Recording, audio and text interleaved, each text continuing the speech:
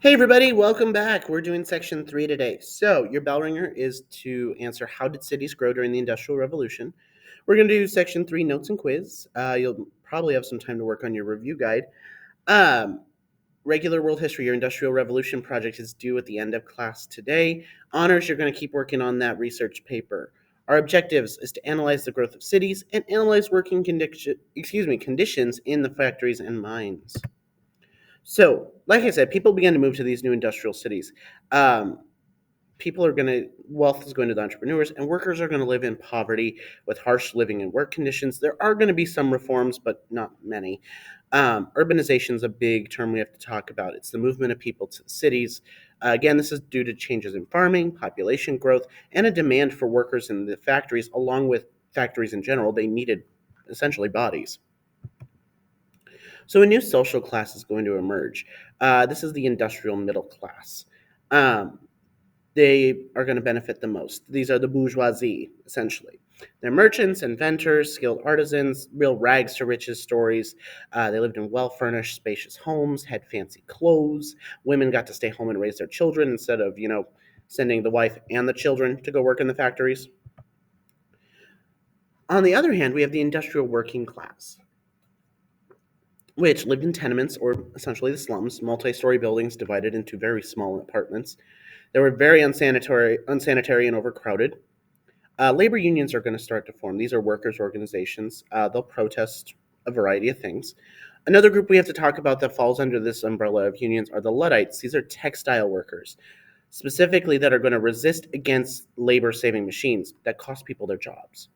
So they're going to be rather violent. They're going to smash machines, burn factories, do whatever they can to, prevent people from losing their jobs. Some are going to find comfort in religion. Um, One of those things is Methodism. This is led by John Wesley. It stressed the personal sense of faith. Basically, the way to improve your life was to be sober and follow moral values, learn to read and write, and really transition the era from revolution to reform. So, life in the factories and mines, not great. Pretty harsh conditions, rigid schedule. You typically worked 12 to 16 hours a day, 6 to 7 days a week. You only got usually one break with permission. Accidents were really common. Air quality was awful, specifically air filled with lint, especially like it started to line your lungs. And unlike today, where we have things like workman's comp, if you're injured on the job or you take sick leave, you lose your job.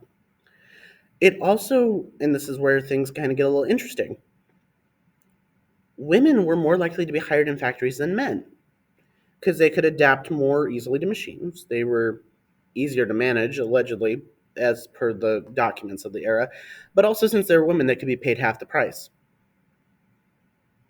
Seems kind of crappy. Given how dangerous these factories are, the likelihood of you losing a finger, or ladies, if your hair gets caught on a machine, there are multiple records of people being scalped.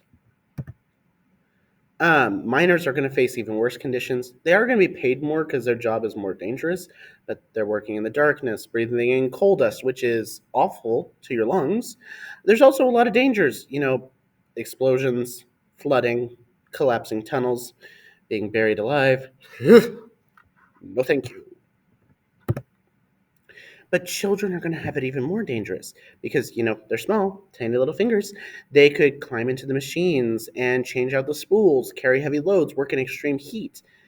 There was no requirement saying they had to go to school. So child labor reform laws or the factory acts are going to be passed that limit them to working 12 hours a day, that inspectors were to enforce, but didn't. So really that law did absolutely nothing. So we have to ask ourselves in the results of industrialization, was it a blessing or a curse? Well, hardships definitely kind of increased.